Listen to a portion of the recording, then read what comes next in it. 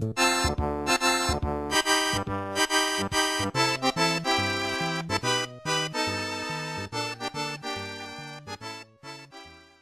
everyone and welcome back to Let's Play Super Mario World. In the last part we completed the 4th world and got here to the Forest Illusion, and in this part we're pretty much doing almost all of it actually.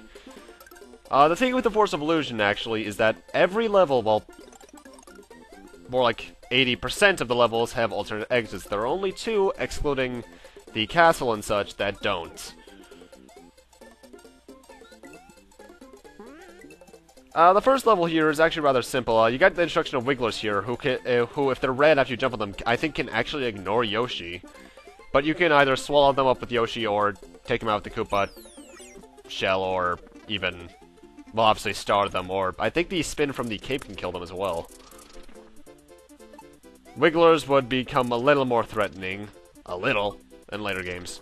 Also, that question mark block right there, we'll be heading back there later, because that's where the alternate exit is. Hammer Brothers, I hate you guys in this game.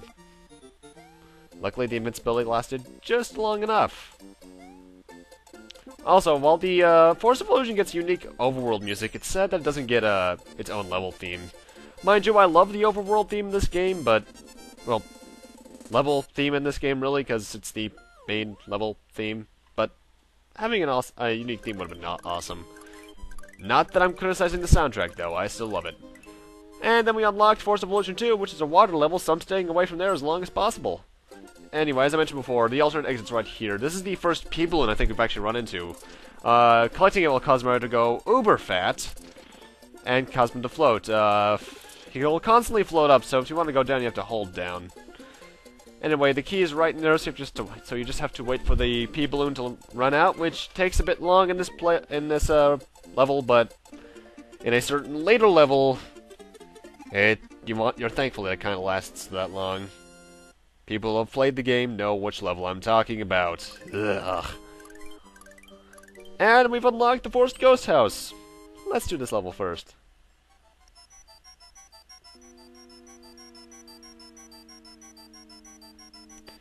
The Forest Ghost House is actually one of the easiest when it comes to finding the alternate exit, because they're both in the same area. The main exit's that door right there, actually. Which is rather easy to get to. The only big thing with this stage is the fact that there's a lot of ghosts heading at you, and I mean a lot, be it the weird chicken-looking ones or the boos themselves. Luckily, the boos are wusses and will look away as soon as you look at them. Unless they're like this. I hate them when they're like this.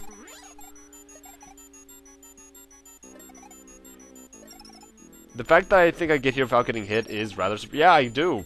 That doesn't happen often, I'll say that much. Because the boos when they're like this can actually reach you when you're Big Mario if you're just standing on the ground. I think they can even hit you when you're crouching. Anyway, I'm flying above everything right now because the alternate exit is just past the normal exit. It's right over here. And you get a 3-up moon for doing that. It's like the game is saying, "Congratulations, you're smart. You went just slightly farther to the left than we thought you would." And for beating that, we get the path right back to Forest of Illusion 1. I hate it when that happens. Anyway, main exit is, like I said, just to the right of the alternate exit. And there's no 3-up moon, sadly. Well, we get another bonus game, thankfully. Well, thankfully. Oh wait, you can't see my air quotes, damn it!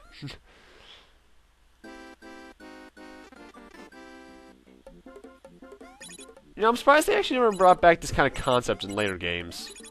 Because I do like this kind of bonus game. Mind you, I do, to an extent, miss the, well, oh, only one. Yay.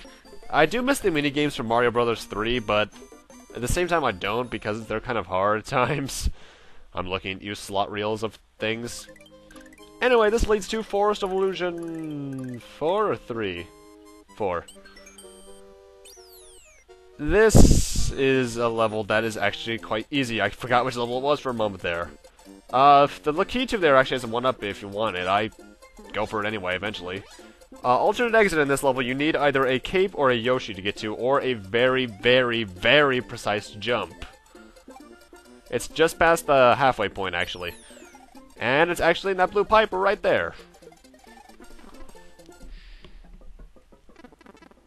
Yay! There's actually a bit of a weird little sound problem that can happen with the keyholes if you have Yoshi with you, because Yoshi can actually swallow the key. If you actually release the key at the right time, the sound that plays will actually become all elongated and such, and it's weird. Anyway, 4 secret areas, very easy. In fact, if you have a cave, you can skip through it all in about 16 in-game seconds. My record is 12. Yeah. If you don't do what I just did there, you have to ride those 2 winged platforms, and they'll go in a really weird, zigzaggy, almost double helix-like path throughout the entire thing, and it's actually a real pain to get all the dragon coins. And that's the only real level that has one exit in the entire Forest of Illusion. And it leads to a fortress. We'll be doing that next part. So anyway, let's head back into Forest of Illusion 4 to get that alternate exit. And where is it? Well, it's a bit to the right of the alternate exit, actually. You get a Lakitu with his damn spinies. But by the time you reach these blue blocks you can pick up, you pretty much know you're there. How did I not get hit by that charging Chuck?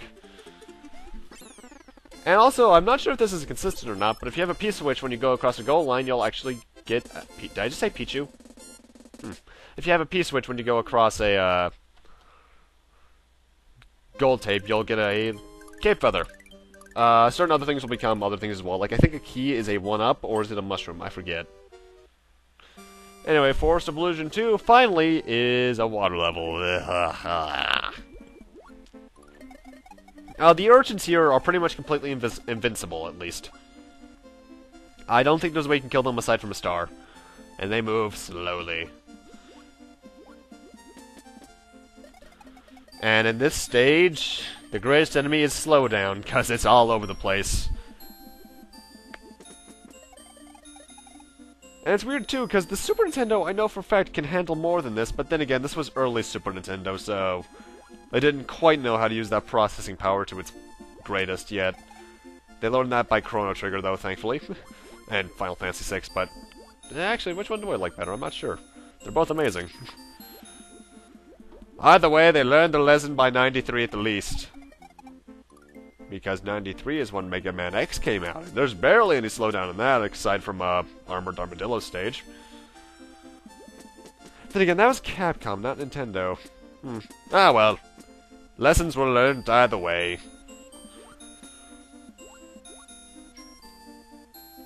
Whoa, ho, ho, ho, ho, ho, hello. The abuse that you have when you by holding an item, the abuse of holding an item to go faster can be used actually rather effectively in this stage. Though if your path gets blocked like that, you're out of luck. And that guy is usually not awake. Anyway, alternate exit to this is actually kind of cleverly hidden. You might notice how the ground is a bit different right in front of me. Well, that's because you can walk right through it. And there's the key and the keyhole.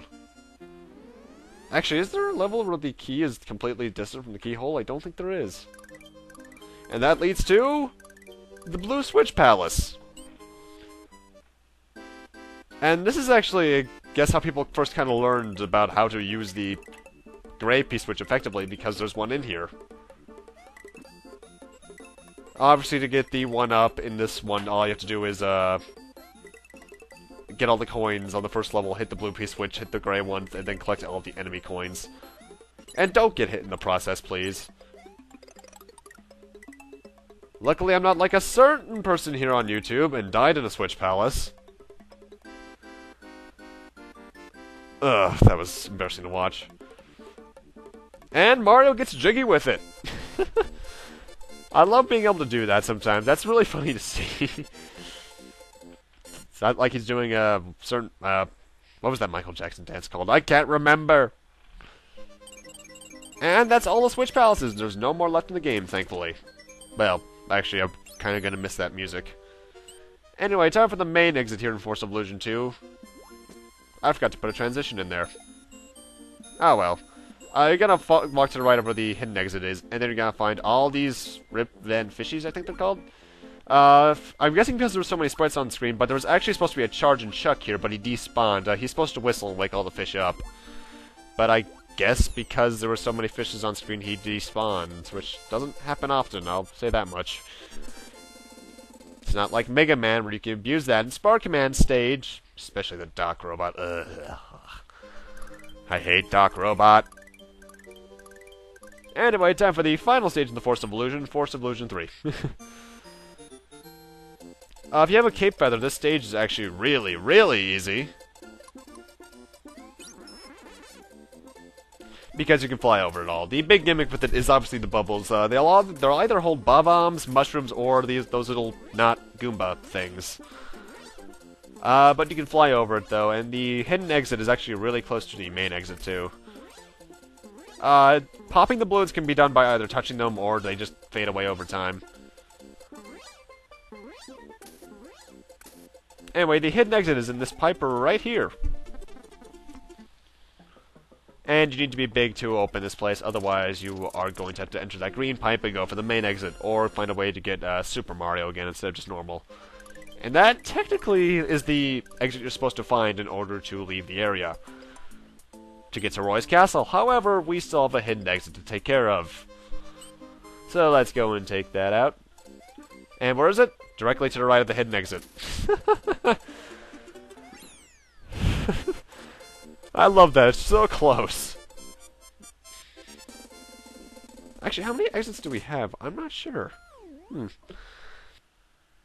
But, with that, I'm gonna need to end this off here. Thank you guys for watching, rate, comment, subscribe, all that kind of stuff.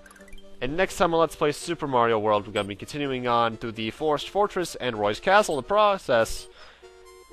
That was the wrong order, but okay. Possibly getting to the next world in the process. More than likely doing so, actually. See you guys then.